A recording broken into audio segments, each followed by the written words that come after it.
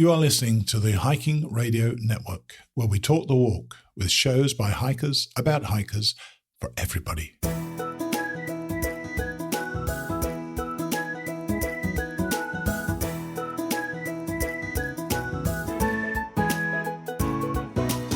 Mighty Blue on the Appalachian Trail, the ultimate midlife crisis.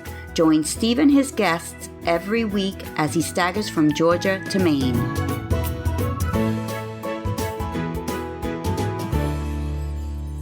Hey guys, it's good to be back with you all once more. You're listening to Mighty Blue on the Appalachian Trail, the ultimate midlife crisis. And I am Mighty Blue, or Steve Adams. You may have noticed recently that we've had a bunch of awesome women on the show. That's deliberate because I noticed that for the most part of this year, I've had mainly men guests. So I reached out to a bunch of women a few months ago, and nearly all of them agreed to share their story. And today's not an exception. We have another of these amazing women who found their way to the trail. Our guest today is Theresa Parker, known by her very appropriate trail name of Tex. She's had quite the varied career, and I'm sure you'll enjoy hearing her story. Also today we have Courtney Miller, our new addition to the Hiking Radio Network family. Courtney is presenting her new show, Hiking Unfiltered, and when this podcast goes out on Thursday, November the 11th, Courtney's pilot episode will be available on the Hiking Radio Network site. With a bit of luck, Apple Podcasts will have got their act together, and the second episode will be available all over the networks this coming Monday, November the 15th. From then on, Courtney's release dates will be the first and third Mondays of each month. Courtney is going to be on after Tex. Finally today, Winton Porter describes a very boozy affair at mountain crossings where a good time is had by all. So let's get to it. Here's Theresa Parker, better known as Tex. We weren't able to get Lisa's Wi-Fi to fire up properly, so we went with a phone call. Doesn't sound at all bad though. Here she is. So my guest today has had probably, I think, the two most diverse careers of anybody I've ever spoken with. This is Theresa Parker, or Tex. Hey Tex, how are you?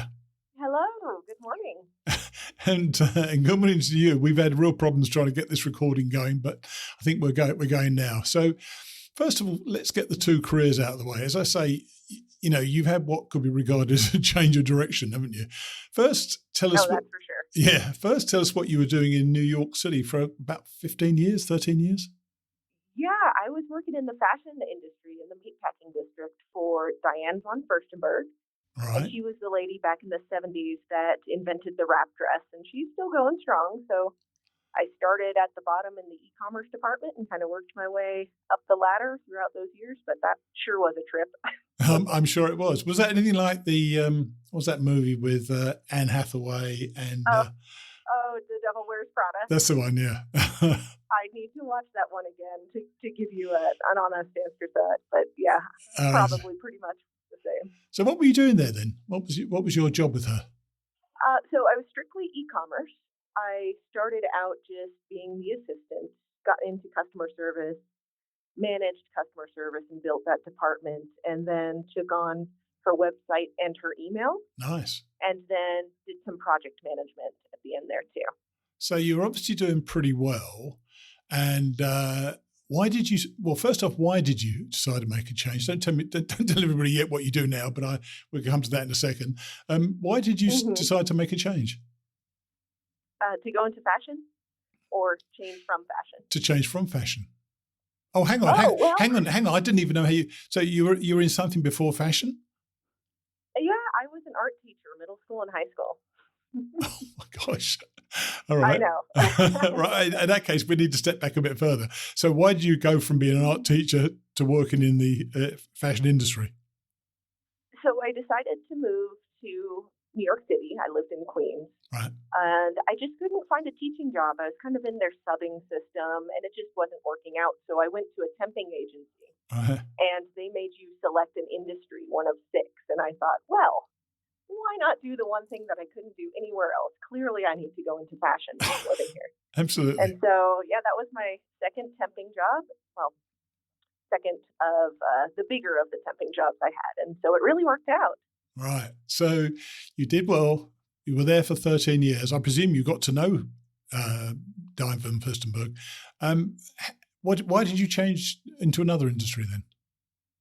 Well, I feel like while the fashion industry stint was very fun, very interesting, it was kind of a fluke that I even got into it to begin with. So I knew I was not going to be there forever. That's not my dream in life. But all right. What happened was during that time frame, I went to vacation over at the Grand Canyon. That was the first national park I went to. Right.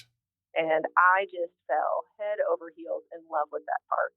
I visited others, but some hit you harder than others. Oh, sure. And 2 years later, I came back and went on the mule ride that goes down to Phantom Ranch. It's a 2-day overnight mule ride. Right. And that made the situation even worse. I was so smitten with the place. And I came back to vacation, did that mule ride 2 more times. And by that third ride, I knew that I was going to have to come back and work here and do that for a living. So, yeah, now I'm a mule rider, a mule wrangler at the Grand Canyon. There could not be more diversities. Funny enough, I spent 6 days and 5 nights in the Grand Canyon whitewater rafting down 179 miles. That was pretty awesome. Oh, I'm so jealous. That's on my bucket. That has got such a special feeling about it, the canyon, hasn't it? And getting into the water, we went in May. I went with my son in 2002. Getting into that water, which of course is the only place to wash, when it was 42 degrees, man, that's an arresting thought, let me tell you. So you're out there now, and this is something that I tried to do the John Muir Trail this year, and I saw these mules coming through quite often on the John Muir Trail, taking supplies and so on. Is that the sort of thing you do? Mm-hmm. Similar. So what you saw, we have a team like that here at the Canyon too. That's the pack team. Right. And they strictly haul supplies. There's no riders on the mules outside of the one that's towing the line. Right. But the job that I do is the alternative here. So everyone is on a mule. So there's 2 wranglers, one in the front and one in the back of the train. And then we have up to 10 guests, each riding their own mules. And we have to direct them to make sure they are being the boss of their mule and making sure it's behaving, making sure they stay safe. Well, and hang on. Glorified tour guides. Well, no, you're much more than glorified tour guides. You look so cool in there with the outfits there. But the thing that really struck me this year was they look like just horses. And I was expecting a mule to be some dumbass thing that didn't move, but they're not like that at all, are they? Yeah, I think most people have the picture of little donkeys in their head. But yeah, and you can get different size mules. It's a cross between a female horse and a male donkey. But usually we get horse size. Some are even larger than the ones that you may have seen. But yeah, they're pretty darn large. Wow, amazing. So I need to tell everybody, by the way, that we're now speaking at noon Eastern time on a Saturday. And Lisa asked to bring our original plan start forward by a few hours. Tell everybody why, which is very cool. So it's funny because a guest asked me just the other day if we have many celebrities that do the ride. And I said, no, but, my bosses told me that, in recent history, we've had, who is the guy that's doing the prices right now? Oh, I don't know. It was Drew Carey. Drew Carey was out here. And Oprah was out here, but they only did the 2-hour ride on the rim. And I'm sure they gave him a private tour. But anyway. Yeah. Apparently, Dave Matthews is down at Phantom Ranch this morning, which I'm so sad I wasn't signed to that ride. That would have been hilarious. But anyway, you were so kind as to shift our talk just a little while so that I can catch him on his ride back up out of the canyon. So you'll be leading Dave Matthews out. So you're meeting Mighty Blue and Dave Matthews on the same day. What a red letter day that is, eh? What a treat. It doesn't get much better. So I guess the choice of an outdoors job indicates that you are at the very least have outdoor tendencies. Are you, or were you you are now, but were you a hiker before? It's funny. I didn't really get too much into hiking or backpacking. Mm-hmm. As I was growing up, I had ridden horses ever since I was little. So, I was outside just about every day helping out and doing all that entails. So I've been outdoorsy. But I didn't ever backpack until I decided that I wanted to through hike the AT. I started off with reading. Oh, what's the author's name? Wild, yeah. It was Cheryl Strayed, yeah. Mm-hmm. About to say Sheryl Crow. To the world of backpacking. Yeah. I read that as I was commuting in from between Queens and Manhattan every morning. But what is, that's the bit I don't understand. I can see why people would see the attraction of doing the AT by reading Bill Bryson's book. But for Wild, it was for Cheryl Strayed, it was such a struggle, wasn't it? So what actually appealed to you then? Well, after I read that book, I read more books about the creation of the AT and, all the hikers that have put out books. I've read yours as well. All right. Especially all the podcasts and the vlogs people have on YouTube. So I got a pretty well-rounded background on at least those two trails, the PCT and the AT. But the AT seemed like it was, you don't have those scary Sierras or the water crossings or the desert. And it's also just an hour from where I live in New York. So it was kind of the backyard trail. Yeah, but seemed like a good place to start. But at this time, you were out in Grand Canyon, weren't you? Or did you keep two homes? Oh, no, I wasn't working at the Grand Canyon quite yet. This is my third year there. Oh, right. Okay. So I dreamed about hiking before coming out here, yeah. All right. And so you picked the AT. How did you set about working out how to do the trail? Are you talking about as far as which direction or? No, how to actually do it. If you've never backpacked before, one thing I know from I was exactly the same. I didn't know at all, and I made loads of mistakes. But did you start looking into? You must have started looking at videos, which weren't really that prevalent when I went in 2014 first time. But there's so much stuff out there now. So how were you trying to pick up stuff for gear and how to actually do it? I started off learning the basics by taking an REI class. They had Backpacking Basics 101. It was just a overnight trip. All right. Pretty close to home. And so that was a good introduction, learn how to filter water, et cetera. Right. And it's funny because there was bear poop near our campsite, and I got totally freaked out. And I decided I needed to camp right next to the two instructors. Quite right. We didn't see a bear, by the way. I still haven't seen a bear, which is really depressing. Oh, really? You did see a bear. That's not true. That's not true. You saw one in the zoo. That is true. You are right. There you go. So you did the REI. Hang on, I want to talk about the REI overnight. Is that a worthwhile thing for people if they want to get into this to understand what's going on? Is that a worthwhile trip as far as you're concerned? I feel like it was because at the time I knew nothing about equipment, zero. Mm-hmm. So it was a very good starter introduction. Okay, but then you obviously branched out a bit from that. So what did you then do? Yeah. So. Gosh, I wish I could remember the name of the book, but I bought some book that was really good, went into every single piece of gear that you need. All right. Watched a ton of vlogs on YouTube, reviews, equipment. And so I just kept researching, going to, good websites. I probably researched gear for about 2 years before I even purchased anything. Yeah. So it's funny, which kind of leads into a funny story because I also latched on to a local hiking group. So there's Hudson Valley Hikers, and there's a subdivision called the Argonauts or Jason and the Argonauts because Jason's the leader of that group. Right. And so I came in there. He asked me, what are your big 3 pieces of equipment? Because, he's doing a little screening process. So I tell him, and they're all the expensive stuff and lightest stuff. And so he thought I had tons of backpacking experience and said, come on in to our group. And so my first overnight trip with them was snowing. There's snow on the ground. Oh, God. It was below freezing. And I was so excited. And I set up my tent in the snow. They were all in the shelter thinking I was crazy. And I said, no, I need to practice. And then I went to go hang my bear bag, even though there was a bear box. And again, they thought I was insane. Yeah. And when I finally hung my bear bag and came back, they said, is this your first backpacking trip? I said, yeah. Having a great time. But, so they gave me the trail name Rookie of the Year from that because I really had them fooled, I guess. I guess research pays off. You know what? That was probably, you were probably embarrassed at the time, but it is funny. Isn't it just so much that way, though? The trail can be so humbling to you, doesn't it? When you first go in the snow, as you say, it's you don't know what to expect, do you? When it first rains overnight and the rain starts splashing up into your bathtub, you get those things. You adjust your tent as well. I think the whole the way in which you learn to hike is just by hiking, isn't it? And really pick up things as you go along. Yep, there's definitely a learning curve. Yeah. So when was your planned start then? So I know it wasn't this year, was it? So I actually did start in 2020. Right. I had chosen the start date of February 20th or 28th. I forget which one. Yeah. Because I wanted to stay ahead of the bubble. All right. And that was working out good. Found a tramily on day one. There were 3 other people, and we stuck together for an entire month. Uh-huh.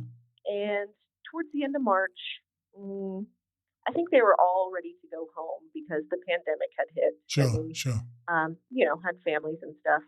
I decided that I was going to take just 2 weeks off to let. It's funny because in starting so early, there were like 2 or 3 other women I met on trail. That's it. That's surprising to me. That's really surprising to me.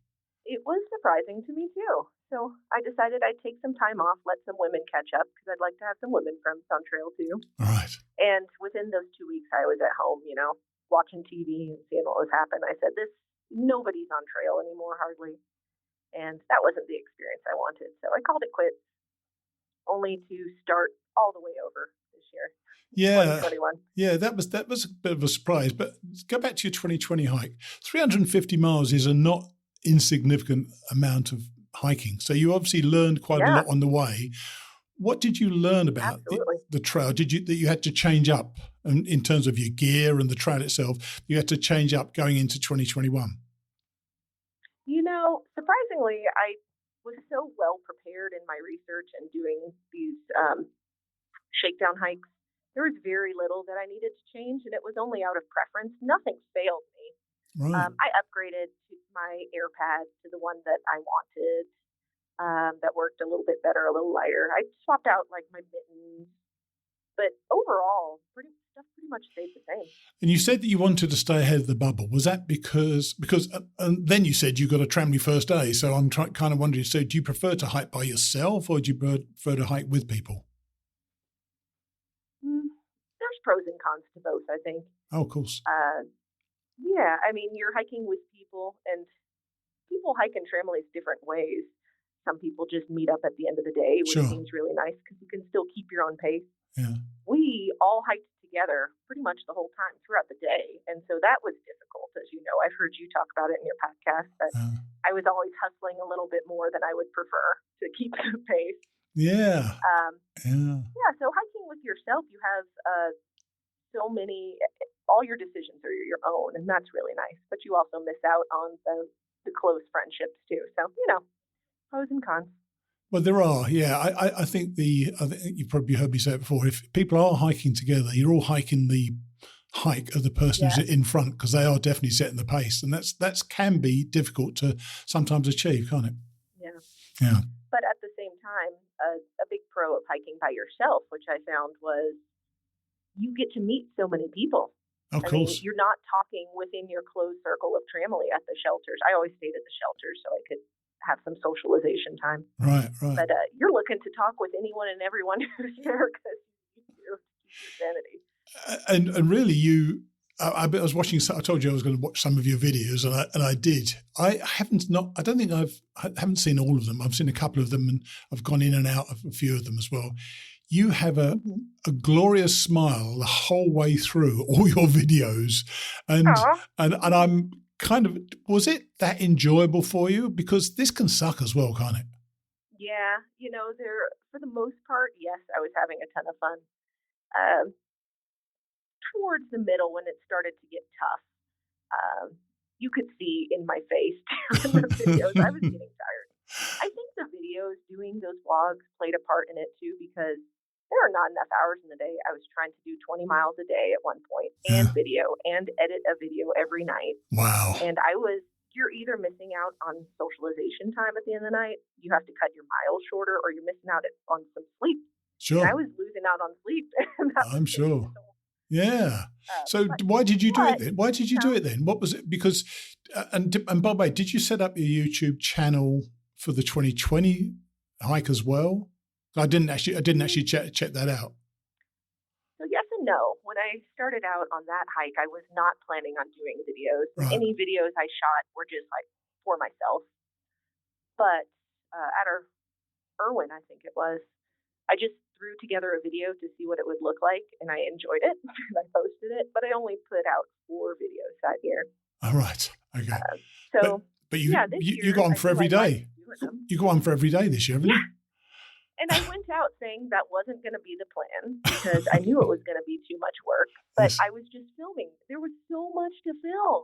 It was just fascinating that, I was like, well, I'll just try doing one a day. And it seemed to work out for the most part, aside from how much work it is. And having already got to Irwin, some people would be tempted to go to Irwin and start going north from there. Why didn't you do that? I had wanted to get the whole experience in one swoop because I wanted to see what my mind, how I would feel emotionally, towards the end of the trail, how tired of it I would get, how much my body would break down or not. I wanted the whole experience. And if I cut off a month, well, then I probably wasn't going to get that whole thing. And do you think that was a good choice? I only asked because you said that when we spoke before that it did get to be a bit of a grind. So are you glad? You still glad you went back to the beginning though?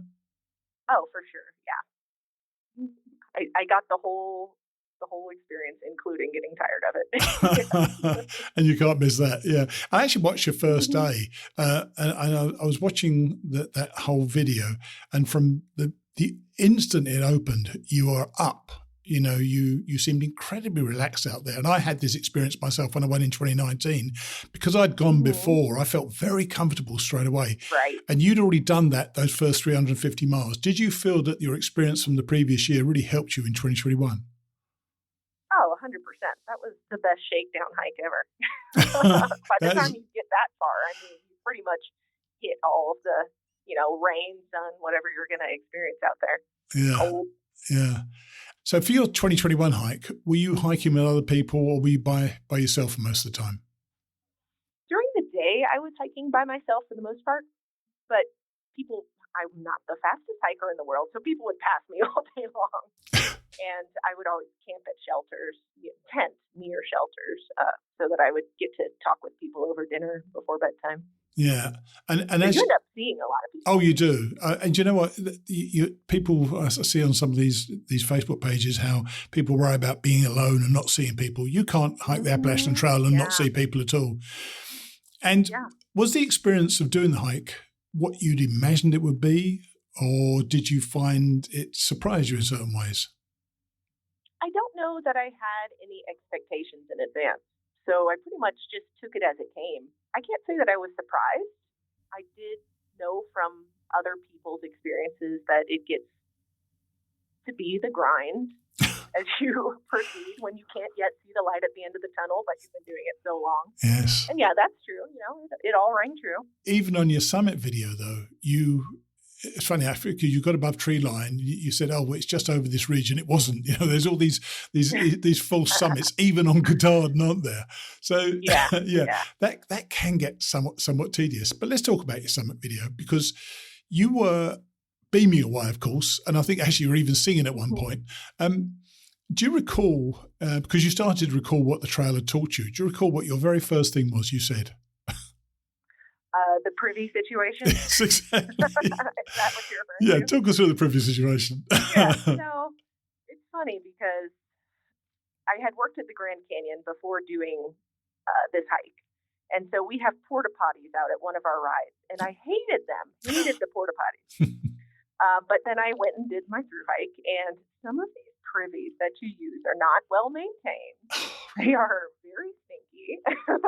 One day after a very heavy rain overnight, there were probably about 6 mice who joined me in there as the first person in the privy.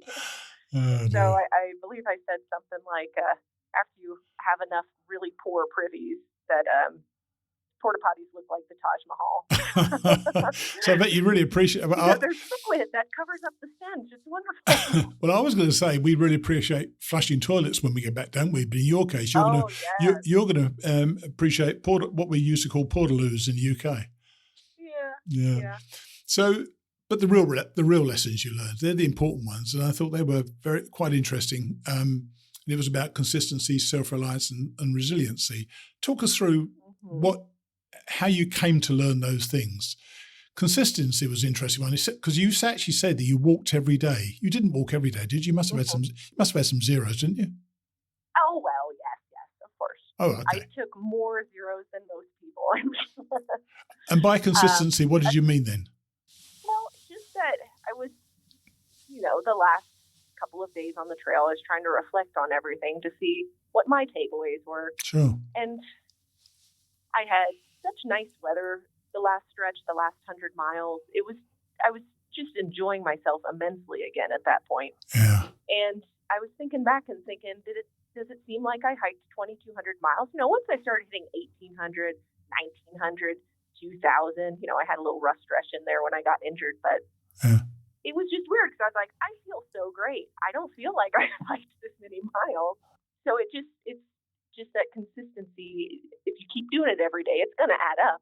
Oh, yeah. It's like if you want to learn an instrument, practice it every day. It's going to add up and it's going to pay off. 10,000 hours, you become an expert. And we must have done 10,000 hours of hiking, mustn't we? And then the second one was Self-Reliance, which I loved. I could see the message. In fact, you actually amplified it. It said the message was really especially to women out there. So tell us about Self-Reliance. Mm-hmm. Self-Reliance. So, I had just mentioned that you don't, for me especially, doing this hike taught me that I can really rely on myself. I went out here solo. I didn't hike with a tramily this year, and things went fine. Even if they don't go fine, you figure it out, you work it out. And I just think that's really important, especially in women, to do those things that scare you so that you can feel that same thing, that you don't need someone else to take care of you. You can do things perfectly well on your own. I just think that's real important because I don't know that all women experience that. Yes. It's important to seek out. Yeah. I was actually going to say something there that was personal to me, but I'm not going to now, actually. I've decided to keep that one to myself. So, and tell me about the last one, which is sense of resiliency and how you adapt to things. Oh, well, I think the way that I learned that the most on this trail is I had an injury that came back, which was surprising. I've never heard this happening to anybody else, and I have used leukotape in the past. So I had leukotape. We had this really muddy stretch in Vermont, go figure. But it was also the most rainy year in most rainy July in 120 years. Oh, wow. Wow, I didn't know that. So it was beyond stupidly muddy. Oh, God. But at that point, I think mud was getting into my socks and creating hot spots. So I put leukotape over them so they wouldn't turn into blisters, as a hiker does. Uh-huh. I left them on for a couple days, tore them off at the hostel, and started burning, which I thought was strange. Overnight, it started swelling, which I also thought was strange. But good old me, I took my zero. I was ready to roll. So I went hiking the next day, hoping it would calm itself down. And it actually had the opposite effect. It started blistering, and that just kept getting worse and worse. So after 4 days, when I got to the next town, I knew I had to take some time off and let it heal. Sure. So I ended up flying home, going to a doctor, getting a tetanus shot, taking antibiotics, and it all healed up in those 2 weeks. Week and a half I took. Went back out on the trail, went back hiking again. Lo and behold, it flared back up, even though I was using zero leukotape. Oh, wow. So I had to go back home. Oh, wow. I didn't realize you went home twice. Oh, my gosh. Yep. Took two weeks off, then finally came back again. This time was the trick. I did swap out to Chacos for a while, so that would relieve some of the rubbing on that heel area where it was a problem. So finally, thank goodness, I kept rolling after that, and I was able to make it through to the end. But I also stubbed the heck out of my toe while I was wearing Chacos. Yeah, really? Either I fractured it or I'm about to say, wearing Chacos from New Hampshire and Maine must have been a pretty brave thing to do, to try to do anyway. Some people love them. I was not the biggest fan. I wore them on the Camino de Santiago because it's much easier. It's a walk, so it's not so much of the thing. Yeah, I kind of enjoyed that, actually. So you learned, which you think we would learn in life anyway, when things go wrong. Mm-hmm. You just make adjustments and the necessary changes. Yes, that's exactly right. You don't give up. You just change course and keep doing what you need to do. And then you had to come back for a job, which was going back to Phantom Rights, wasn't it? Yeah, and my boss is getting mad. I was supposed to start at the beginning of September. Then I got injured. I pushed my start date back 2 weeks. Then I got injured again, pushed it back another 2 weeks. So at that point, when I got back on trail for this last time, it's like, I'm on a deadline. Yeah. Once I finished the trail, I got home, had 3 days to pack, drove 5 days cross country, and started work the next day. I had no more time to mess around. I think that was the best thing for you, you know. Like most of us we come home and tend to wallow a little bit in kind of wallow in our glory a little bit, and then we start feeling sorry for ourselves for not being on the trail. But you literally had to drive across country and go and work, didn't you? So you got straight into something, and I think that's definitely the way forward, to try to go into something straight after you've done this hike, and that will keep any depression away, because you can't think about it anymore, can you? I would not have been sad to have a couple more days to decompress, but what you're saying is absolutely true. Yes. So now you're back, and you're mule wrangling or horse wrangling. They still look like horses to me. Mule wrangling. Any future hikes, or are you one of these one and done people, do you think? I love backpacking. I love hiking. So I do short little day hikes when I'm down at Phantom Ranch. I would like to do the JMT because, that's short. I think I'll have PCT on the horizon, but not within the next few years. I'll take a couple of years off and then get back into it, I think. Yeah. Well, look, I think your summit picture was one of the most beautiful days last year. And what date was that? September 20, I think it was. Yeah. Your summit picture was awesome. And there's nothing like, I think, going up and seeing that sign on the horizon and coming towards it with just sun in the sky. There were no clouds at all, were there? I was so lucky because most summit pictures are either totally socked in and it's all clouds, or a lot of days when it's nice and sunny, you still have a cloud right up on the tip of that mountain. That's right. Yeah, sitting right over the top of it often. Yeah, you're right. Yeah, I was hoping to get a nice clear day, and I was just so lucky that actually happened. Well, I'm pleased you were able to get this done. I think doing 350 miles in 2020 may have put a lot of people off, but you kept going and you did it. So I appreciate you coming on the show and telling us about it.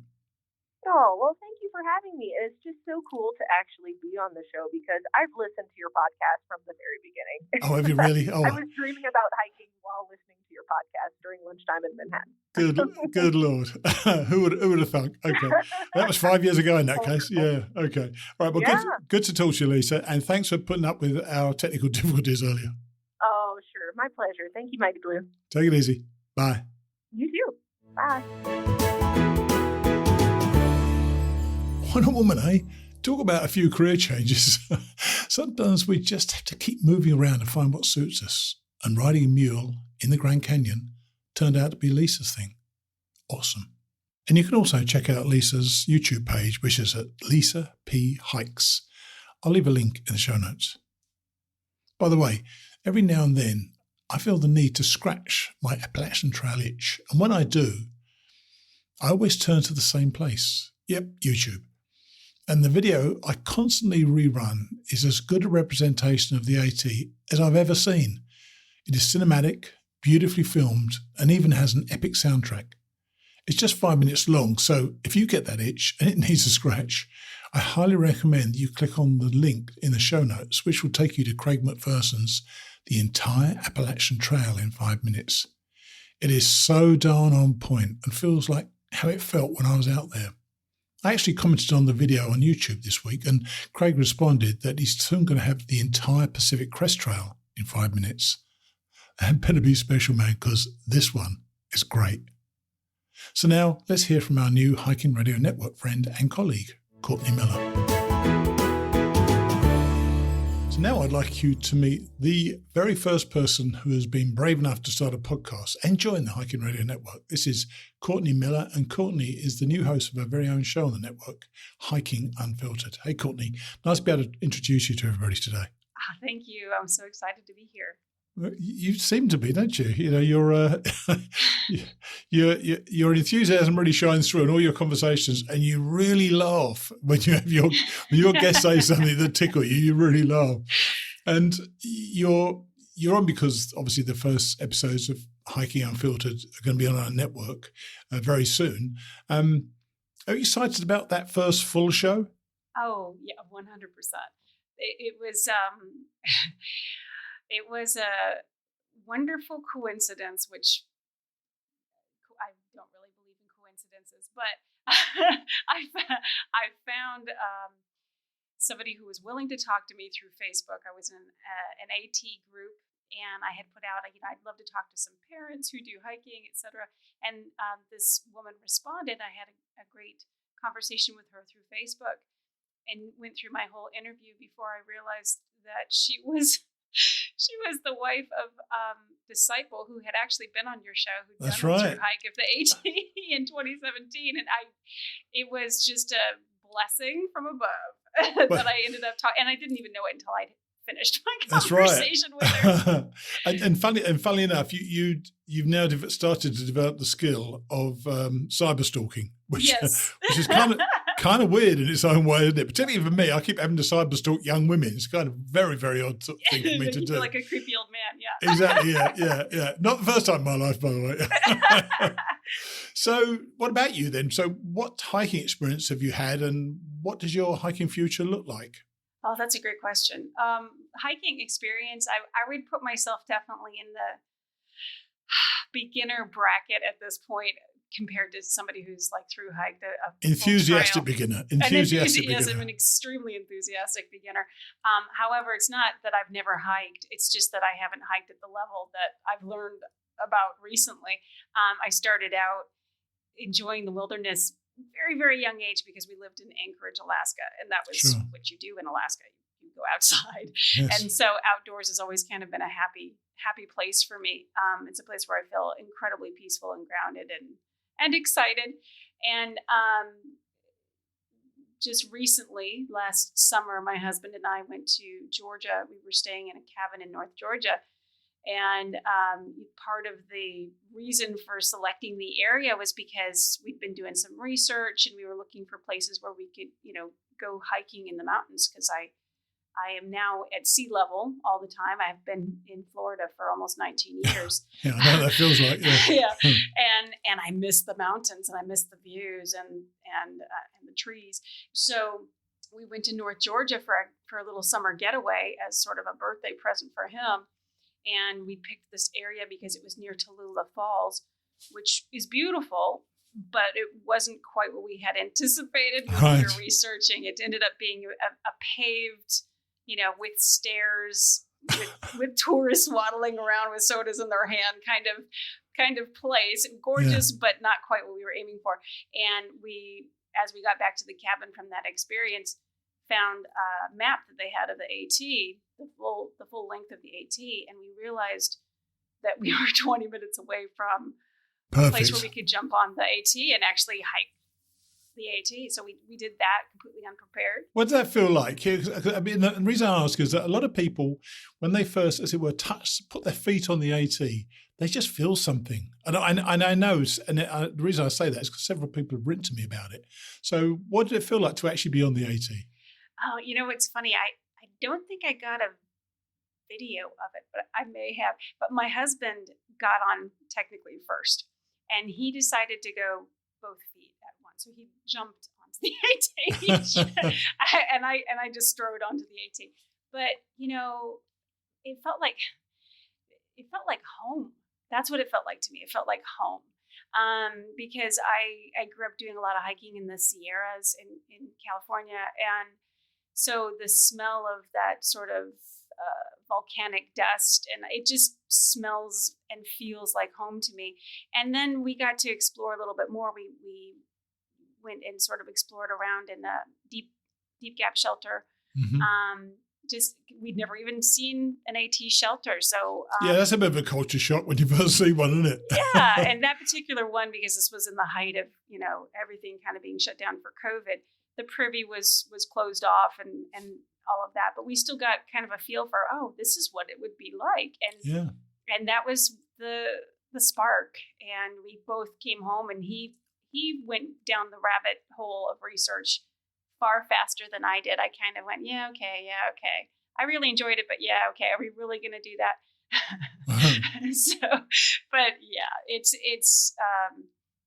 that experience of being out there and doing that, it really did make me start to think, well, maybe I really could do that. That'd be really cool. That'd be one more adventure to add. But your circumstances make it more difficult because you've got I think a 16-year-old and a 6-year-old. So how is that ever going to work out in the immediate future? Or are you planning on some things as time goes on? Well, that's the ultimate question at this point. And that's part of why I ended up starting the podcast, actually, was just because of purely selfish reasons. I wanted to start doing research on how I could really do that in a way that wasn't going to mean we'd come back to, a foreclosed house and kids that don't know how to read or whatever. Yeah. So, I still am we are developing a plan for how that would look. But in the meantime, we're going to continue to section hike. And I think right now we have plans next year. Once again, inspired by Dixie. She's one of my hiking inspirations. We're probably going to through hike the Pinhoti first. Nice. So, yeah, because that one's not terribly far away for us to drive to, and it's a decent, length to kind of get our feet wet. Yeah. Probably literally.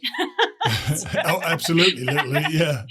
So it's Hiking Unfiltered. Why did you choose that name? Because I know we were talking about other names, actually. You were talking actually about adventure walks and things like that. But then you really got this thing about speaking in an unfiltered manner, didn't you?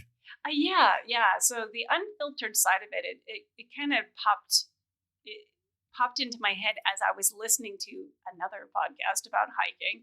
Mm-hmm. And somebody on that podcast was complaining about social media and how they had been getting some negative feedback when showing things without a filter. Literally, without filters on the photos or without filters on, I'm having kind of a crummy day on the trail kind of thing. And that just made me think about, well, I really want to show up as authentically as possible. I don't want to live with a bunch of filters on. So there was that side of it. But then the other side of it is I don't always have a long runway between thought and what comes out of my mouth. You don't engage brain first. Is that what you're saying to me? I'm pretty good at backpedaling, so that's a good skill to have. Oh, yeah. But yeah, I really like to be really vulnerable and honest as much as possible. It's just the easiest. It's the easiest lifestyle, really, in the end.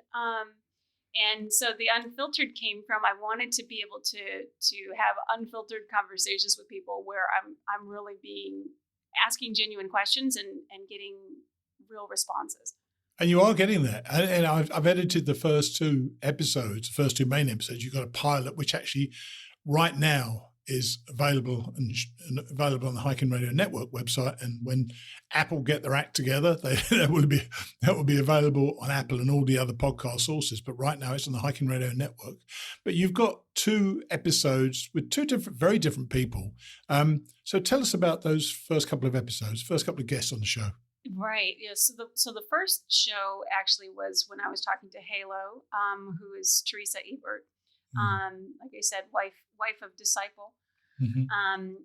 And my conversation with her really is more centered on how do you get out there with kids in tow?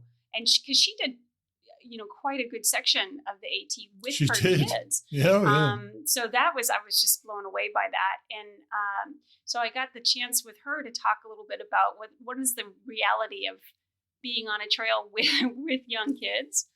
And also, the reality of being on a trail when you're all by yourself and dealing with being out there as a mom. Yeah. And having mom guilt. Is that a thing? Is mom guilt a thing? Oh, right. Okay. Yeah. Okay. Yeah, there is. I don't think it's a dad guilt, but okay. No, you guys you get off the hook easy. Just leave me alone, And in the meantime, I'm like, oh my gosh, is it okay for me to use the bathroom by myself? I don't know. So yeah, it's a real thing, the mom guilt. Well, that interview with Halo is going to be out this coming Monday, the 15th, because you're going to put your episodes out on the first Monday and the third Monday of each month. And as it happens, the 15th happens to be the third Monday of the month. So what about your second guest, which will be in the first Monday of next month? Right. So Meg Nocero was my second guest, and she was fun. Oh my gosh, she was so much fun to talk to. I could tell. I could tell. We had a blast. Instantly connected with her, which was fantastic. But she's actually the reason why I spoke with her was because she had an experience of more on the spiritual level with hiking.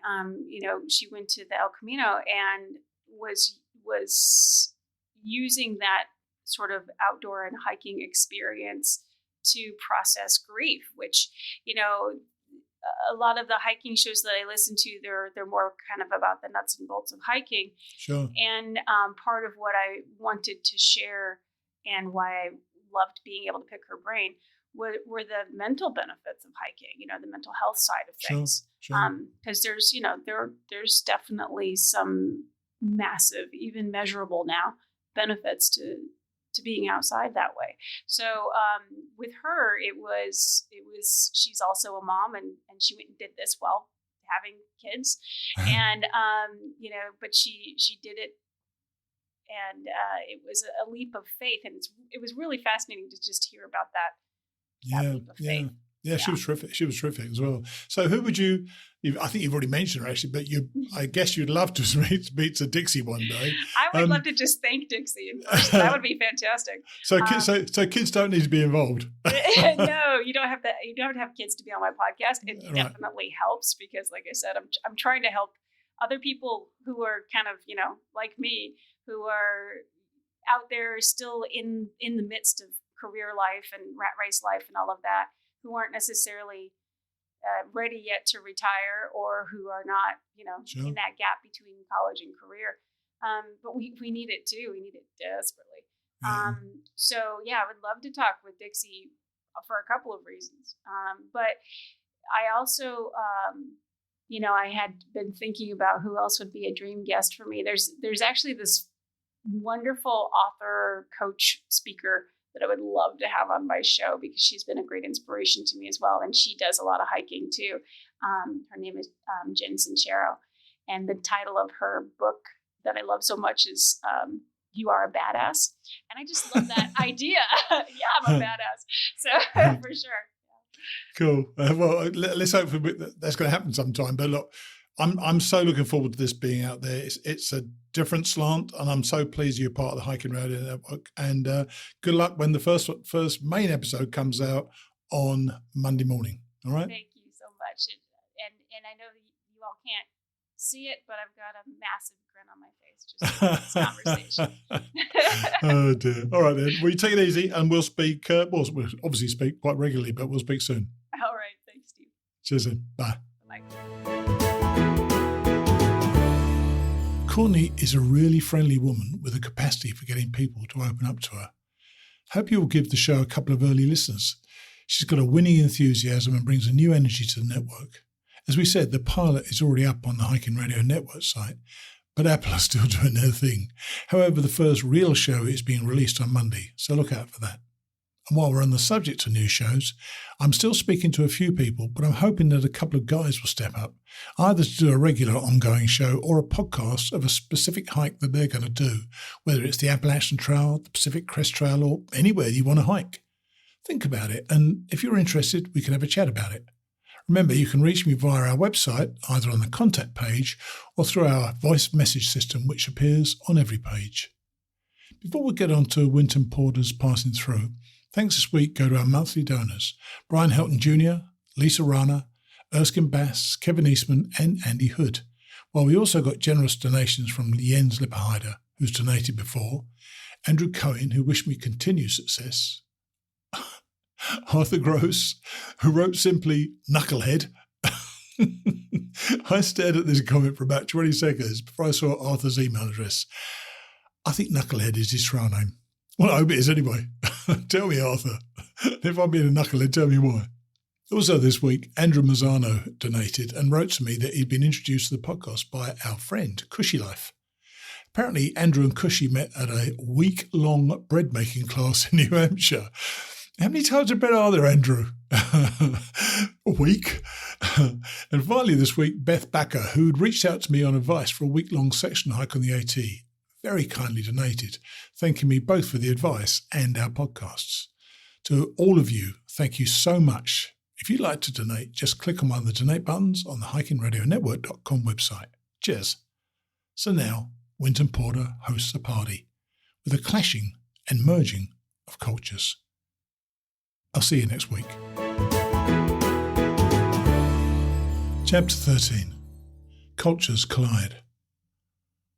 The group I've been calling, for lack of a better term, the hiking community, is really a collection of groups. It's a subculture made up of a handful of smaller subcultures, and these don't always have much in common. Take, for example, what might be the two largest groups of hikers, the retirees and college-age kids. The older group goes to the woods to enjoy some peace, calm and fresh air as a reward for a life of hard work. The younger group, more hungry for experience than for relaxation, sees the trail as a 2,200-mile-long alternative education class with required courses in sex, drugs, philosophy, religion, guitar and hacky sack. Throw in the rest of the bunch, the survivalists training for the apocalypse, the midlife crisis sufferers who left the family and sold the house, the few bona fide drifters as opposed to the dime store desperados who fake it, and the resulting mix is like a big squabbling family. They've got a name in common, but they sit at different tables when they all get together. And, as with a family, what causes hikers to forget their differences and band together more than anything else is the presence of outsiders. Tonight is our Blaze of Glory party. More than 100 people have shown up by foot and car for our annual event that celebrates both the thru-hiker season and the passing of my birthday. Some of the staff have been challenged to a game of Texas Hold'em by a few of the local gentry of bankers, lawyers, developers and real estate investors. The latter are cleaner, drive fancier cars, live in bigger houses and smell a little prettier, and their drug of choice comes by prescription. The buy-in is $100, big money compared with our normal $10 play. These people are part of my other universe, the business universe, in which I often feel artificial and uneasy.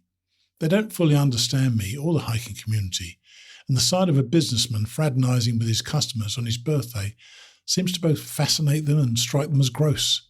They're acting like rich kids in a dive bar, slumming and a little too pleased with themselves. And though they're intrigued by the adventure and spirit of the hikers, so these are the people who choose to sleep on the ground. They judge, in the end, that the hiking life is some kind of a mistake. They think that we must be out here because we're defective in some way, and they're amusing themselves by looking for the defects. But tonight is a special occasion. So they're playing cards and drinking with people they wouldn't trust to go near their children, men wearing long beards and women smelling like wet dogs, all with names such as Cornbread, Flounder, Flying Pork Chop, Rambling Man or Critter. The introductions go something like this. Albert, meet Critter. Albert, Critter, Critter, Albert. Albert manages the bank. Critter once ate a roasted bat. Margie is the one thing everyone can agree on. We all love her. Among the business leaders, she's known for a calm, plain-spoken good sense and a charity involvement in the community. The hikers know her for her humour and hospitality, and everybody has heard about her cooking. With the help of friends, she has prepared a feast of barbecued baby back ribs, southern coleslaw, squash casserole, grilled corn, tomato salad and fresh sourdough bread. When the ribs run out, we have 100 hamburgers and 150 hot dogs. The party has been officially in full swing since about 9 o'clock, when Jenny, seeing me squeezing by in the breezeway carrying drinks above my head, hails me, "Look, Winnie!" Margie beside her starts laughing with a snort. I turn and see Jenny standing there with her elbows out and her 2 index fingers pointing in at her chest, grinning. "Winnie, look, I've got some new boobs." Jenny has been Margie's friend since grade school. She drove up from a ladder for a weekend escape. She's an attractive woman, small and lively. Most of the time she's stretched out her full 5'3" because she's so often on her toes, bouncing around and flirting. Her short stature and puckish personality make her appear years younger than her age, and everything about her seems little. Her nose, mouth, feet, hands. I met her within weeks of meeting Margie in college. That was more than 18 years ago, and she still makes me laugh and smile today. Since my grandmother passed away 13 years ago, she and Margie have been the only people in the world who can call me Winnie, my childhood name, without getting a punch in the face.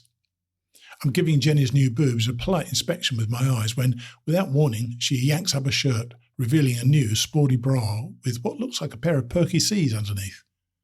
I take a gentleman's step back, spilling somebody's wine on the flagstones, and say, I heard a rumour you got a fresh set of sisters. Was that part of your divorce settlement?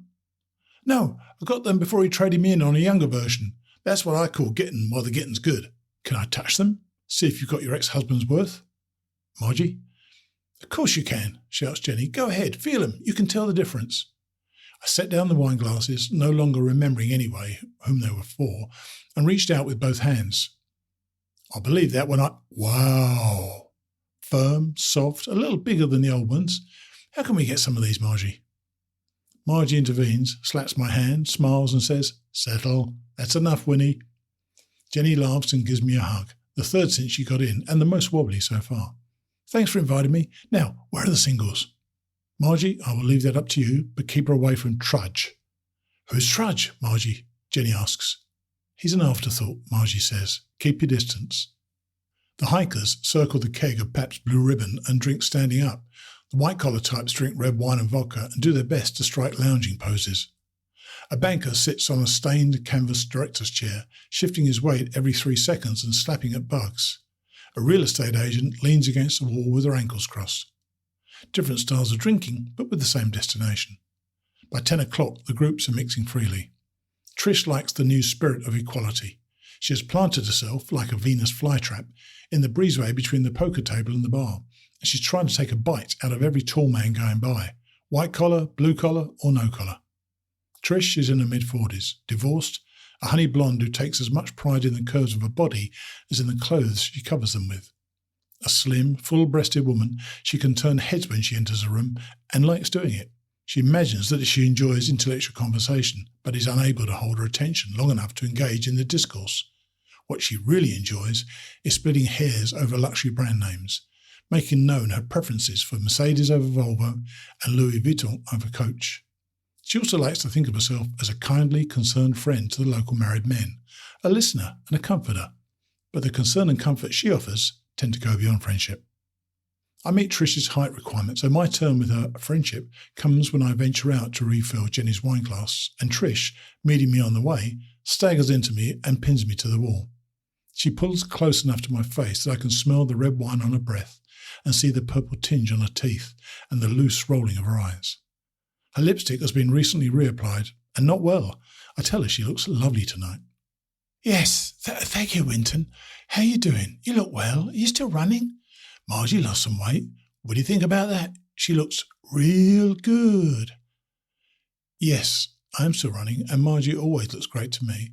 But now you mention it, the sex has been a lot better lately, Trish. In fact, I don't think I've ever been fantastic. Now tell me really, what about you? How are you really doing? I look for an escape, but she moves in closer, slumping against me heavily. I'm really doing okay, but could use a drink. How about you? That would be lovely, she says. Red if you got it, and you if you don't. Here she tries a flirty light touch on the nose, but misses, and briefly hooks one of my nostrils with a fake nail. I've got plenty of red, Trish, I say. Believe me. Trish backs away from the wall and turns her attention toward the view from the balcony. I fill drinks and walk back to the safety of my wife, who has been secretly watching the entire exchange from the poker table with Jenny and Nancy. Margie is smiling at me and laughing. I'd really rather have a grilled cheese sandwich than sleep with another woman. Marjorie, you are no help at all, I tell her. It was funny. You look completely in control of the situation. She grins, dealing a hand. Alpine peeks at his cards and has what looks like an allergic reaction, fidgeting in the chair, his shoulders shifting left and then right, as if he's trying to scratch an itch on his back. Felicity, at Margie's left, sits straight up, her eyes cold and her face and posture rigid, motionless, except for her right pinky finger, which is tapping out a dead giveaway on the green felt table. Margie leans back, sipping a wine while a signature smile plays at the corners of her mouth. Rolling away from the table in her office chair, she folds and gets out cheap, winking at the bluffers. What did Trish want anyway? Margie asks. Me, unless you give me that glass of Hellbender in your hands. I take the nearly full glass of that Crane Creek red wine from Margie, use my shirt to remove the lipstick from the edges and give her a kiss on the cheek. I tell her to send rescue if I'm not back in 3 minutes. Billy is ready to play, but no one is sure if he knows how. His thick white beard, along with his dark Serpico-style sunglasses, hide all expression. He looks left and then right, and finally back toward the mound of chips in the centre of the table and shouts, "Hold 'em or fold 'em, 'cause I'm all in." He shoves his meagre pile of chips forward. "But it's my bet, Billy," Felicity says. "Fold," Alpine moans. Back at the balcony, I find Trish working on her latest victim. "I see you've met Trudge," I say, handing her Marge's used wine. "Trudge? Is that your real name?" Trish asks. "I sure hope it isn't my real name," Trudge says. Trish slaps him on the shoulder and they lean against one another, laughing drunkenly. "I'll leave you kids to it," I say, lurching off. For about 2 years now, long enough to have developed a far-travelling reputation as a ladies' man, Trudge has been traversing the trail, doing more driving than hiking, but mostly just hanging out wherever the crowds seem to be headed. In his mid-30s, an attractive, tall, fit man with an engaging smile and a southern gentility, he's generally more well-kept than most hikers, favouring short hair, a clean shave and pressed shirts. The story Trudge told me was that he used to own a brewery in Virginia, but had sold it a few years ago, along with everything else he owned, after his wife and kids were killed in a car accident by a drunk driver. The event rattled his world so badly that he decided to shed his old life and go out and hike the Appalachian Trail. He's never caused trouble, but we've always kept him at arm's length. The reason we can't trust him is that his story is just too familiar. "How I was exiled from the world." Every 20th hiker through the store plays a new variation on the tale. The business went bust. The fast life got dull. The wealth and success failed to satisfy. The wife and kids died. The version of the story depends on who is telling it. We don't exactly disbelieve it, but we can't believe it either. On the trail, the stories people tell about themselves are mostly a way of saving time. What could be said for Trudge was that he followed a consistent script with regard to the main points. Always a wife, always a car accident, always a drunk driver, and always the Appalachian Trail. But the number of kids and the type of company he sold seemed to change, as did the source of his mysterious income. Second-hand versions of Trudge's story featured trust funds, life insurance policies, stocks, bonds, patents, royalties, and more. We would find out later that there were warrants for Trudge's arrest in 4 states and that the Secret Service had gotten involved in the search. He befriended women and took liberties with their bank accounts. He was caught somewhere in Virginia. I'm back at the poker table, taking in the action, when Nancy, having gone off for some food, comes back down the gravel pathway toward us with hurried steps. She has a big-eyed expression of flustered disgust on her face. Margie sees her first. "Nancy, what's wrong?" "You wouldn't believe what just happened to me." "Try me," I say. "Well, hold on, I think I have a rock in my shoe." Nancy, another friend of Margie's, came to Blairsville by way of Boca Raton, Florida, where she acquired the habit of overdressing. The gravel, the bugs, the grill smoke, and the close brushes with filthy hikers have kept her outfit in constant danger since she arrived, and she has spent much of the evening smoothing, straightening, grooming, and recomposing her attire. She steadies herself on Margie's shoulder, pulls off her right silver Mary Jane shoe and shakes it a few times, drops it to the ground and slides her foot back in, hopping on the gravel. She adjusts the diamond pendant on her neck with one hand and drags the other through her short blonde hair as if she's trying to wash something out. Nancy is a fast talker who will swerve in and out of her thoughts. I have to concentrate a little harder when she talks so that I don't get lost. "Do you smell that? Oh, Margie, I like your outfit. Where'd you get it? I have some shoes that would look—" "Nancy, focus. What happened?" Margie demands. "Oh, yeah. There's this smelly hiker guy over there next to the trash can with a pack. He must have just come off the trail. I went over to throw away this half-empty bottle of diet soda that I had in my car. After I dumped it into the garbage, the hiker guy with the pack walks over, starts digging into the trash can. He must have had half his body in the damn thing. After a couple of seconds, he pulls out my diet soda and drinks it. And then he reaches back into the garbage can and pulls out a half-eaten piece of pizza. I have never seen anything like that before. Who are these people?" Margie looks over at me with a smile. Pirate's back. Dennis Selberg, trial name Pirate, is a retired Navy SEAL. He grew up in an orphanage outside Pensacola, Florida. He joined the Navy at 17 and was sent to Vietnam. In the late 70s and early 80s, he chased drug runners throughout the Atlantic, the Caribbean, and the Gulf of Mexico. Pirate's last major operation was as a participant in the invasion of Panama in 1989. The event became known as Operation Nifty Package, part of the largest surprise attack ordered by President George H.W. Bush to extract dictator Manuel Noriega from Panama and bring him back to the United States for trial on drug trafficking charges. Noriega managed to flee the invasion but was discovered a few days later hiding in the Holy See's embassy in Panama. The US military bombarded the embassy with loud music in a game of psychological warfare. Noriega surrendered a few days later. I once asked Pirate what he did during the invasion, and he said, "I was in charge of the music." After his retirement, he decided to hike the Appalachian Trail. That was many years ago, and he's still out there walking. I doubt that any razor or scissors has touched a hair on his head in all that time. People who see him on the trail often take him for a full-time vagabond, but he's not homeless. He has properties in Florida, a house in Fort Walton Beach, and several acres in Melrose, and he stops in to visit them every few years. Now in his late 50s, he's still as strong and as bold as the music he blasted at Noriega, and his beard, even on a trail full of beards, is one of the most famous of all. I've often wondered whether the beard is for appearance or for food storage. It's black with dashes of white creeping in on the edges, and its frizzes point in every direction, giving him a freshly electrocuted look. What can be seen of the skin on his face is notched with the deep, leathery wrinkles of a hard-fought life. The hair on his head matches his beard, and he keeps it most often pulled back into a ponytail and covered with a hat or bandana. We ask him what came first, the name Pirate or the piratical get-up, but he won't say. Pirate has lived on and off at the store for several years. His days of hiking are starting to slow. At first he spent a few weeks here, then maybe a month, and now it's between 4 and 6 months of the year before he heads off to another location or adventure. He has become a part of our family, as well as the hostel's unofficial chef. I never assigned him any specific task.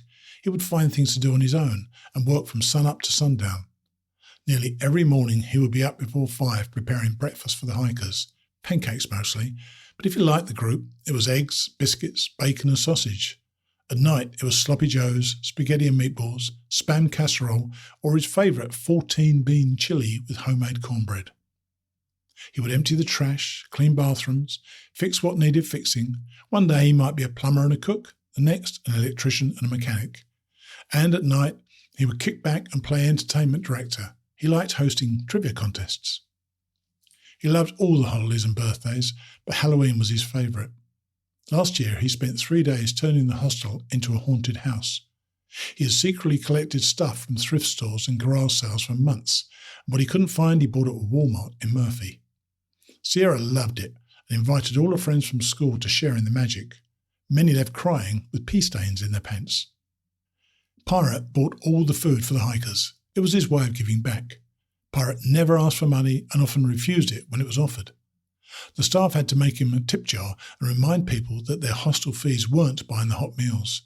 Some hikers still complained that the eggs were too runny, the biscuits too hard, or the cornbread too dry. However, most tried to throw a few dollars into the pot, and each year 1 or 2 people would send a check for $50 or $100 made out to Pirate's Magic Fund. This is one of my favourite pirate stories.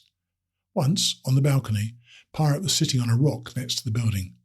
He was wearing a pair of silver, wire-rimmed sunglasses and enjoying the day's sun and the procession of people while drinking a cup of coffee from a big titanium mug. He was wearing his standard hiking clothes, dirty shorts with holes in the pockets, and a black shirt with a blue blaze, reading Hiker Trash. His beard was filled with white crumbs from his morning biscuit. A clean-shaven Harley rider dressed in $3,000 worth of leather, thinking perhaps that he was looking at an ex-Hells Angel down on his luck, reached into his pocket as he left the store and threw a handful of change into Pirate's fresh cup of coffee.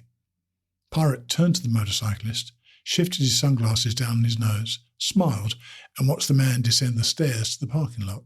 He didn't say a word. He reached into his coffee, dug out the coins, took another sip, and went back to watching the crowd. 30 years in the Navy, a few good real estate investments, and a regiment of law friends have provided him with all that he needs. Nancy pulls a bottle of perfume from her purse, sprays her hands, then rubs a little underneath her nose. I can't get away from that hiker smell. I think it singed the hair of my nose. I tell her that it will grow on her in a couple of hours. Yeah, I bet it will grow on me, like a fungus. Nancy, Margie breaks in, let's go get you a drink and a bottle of Purell. Winton, you go help Pirate get settled in and point him to the shower. I think I can smell him on the breeze myself. I find Pirate standing next to his pack at the base of the stairs talking with Alpine. Pirate, welcome back. You certainly freaked out one of the locals with the garbage can trick again. Nice job. I was thirsty. Staff fixed up a new room for you downstairs. Want to see it? Why not? But first, I brought you a little gift.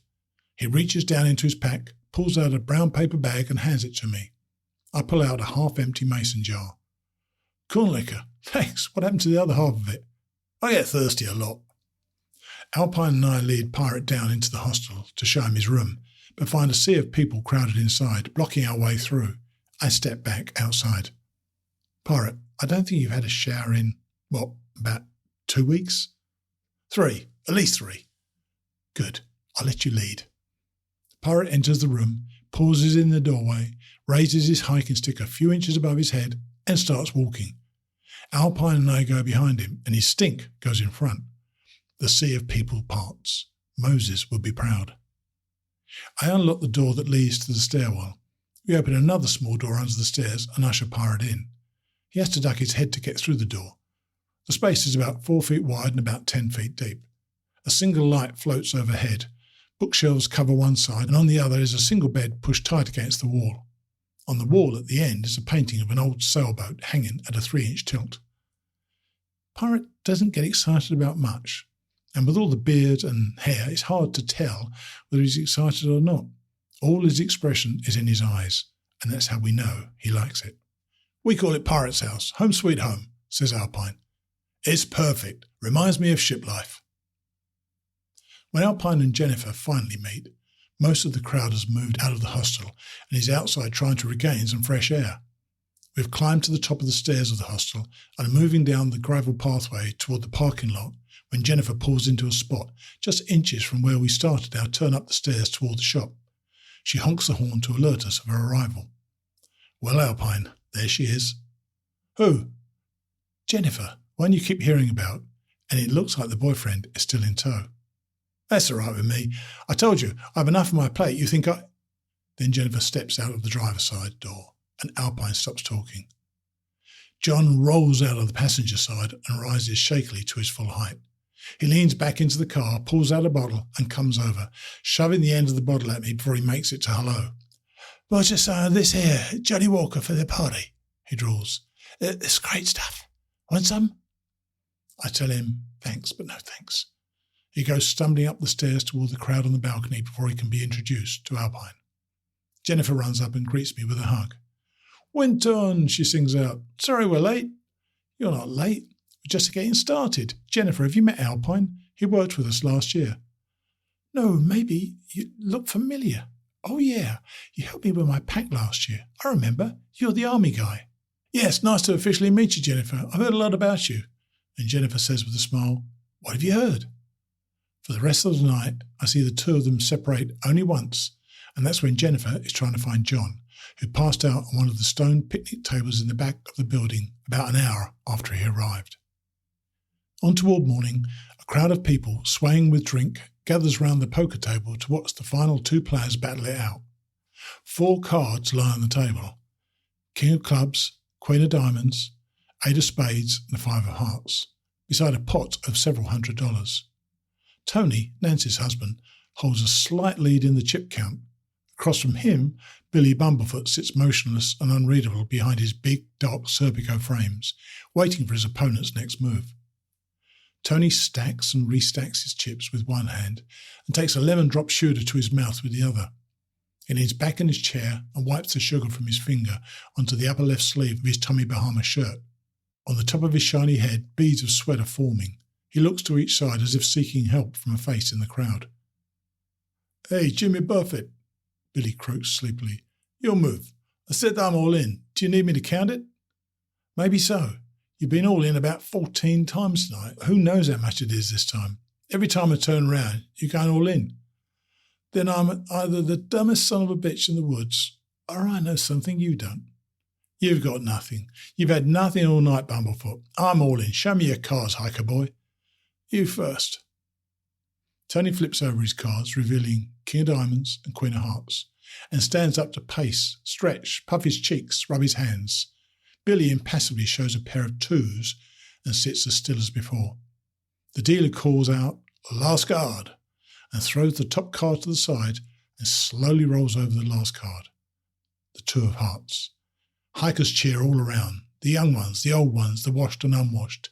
Tonight we're one team, and Billy's win is our win. Tony's knees buckle and he leans against his chair. He grabs the empty lemon sugar glass and tries to suck out one last drop from the bottom. Finally, Billy removes his sunglasses, slides his chair back, stands and extends a gracious hand to Tony. "I was right," Tony says. "You had nothing." "But I got something when I needed it," Billy says. "What's for breakfast, pirate?" And sweeping the chips into an old Tilly hat, Billy hands over a sizable donation to Pirate's Magic Fund.